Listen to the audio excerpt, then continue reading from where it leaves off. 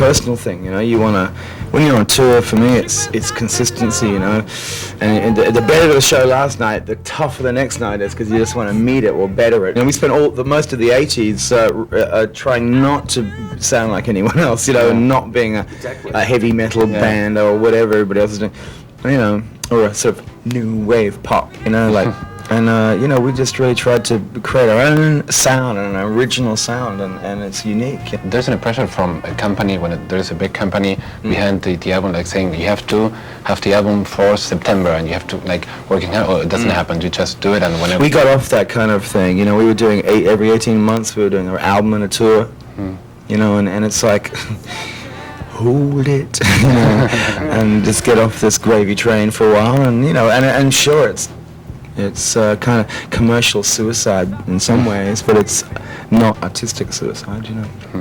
Where do you live right now? Because you came from Australia and you live in London, or? Everybody but me's back in Australia now, aren't they? Yeah. Yeah, working our way sort of all the way, worked their way back. Yeah.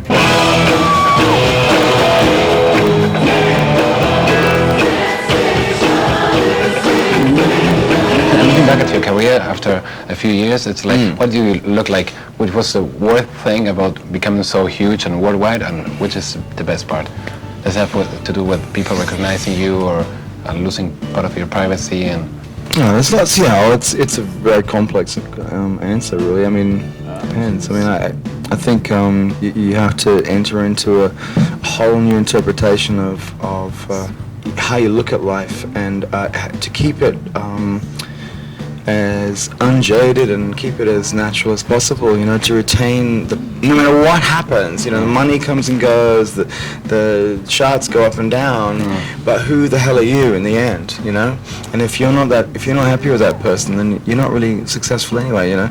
But at the same time, it must be hard at certain times in music history, like, for example, when Mariah Carey is #1 for a month, and she doesn't get down from #1, and you ask, how can it be? And I mean, well, it can be because the public is a weird and wonderful, fickle monster, you know. People say, hey, any advice for a young band today? And you're like, well, yeah, do you love playing music? Then just play it. Yeah. Everything from there on in is a whole new world, you know.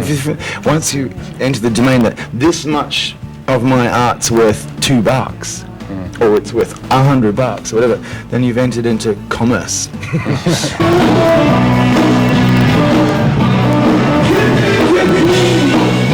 Did you miss Australia for living as you left the country? Yeah, I'm living in London at the moment, and I really want to, you know, I'd love to get back to Australia and get back to my family, really. Do you miss your family when you're in tour? Because it's like long tours, and... I miss my family for an hour.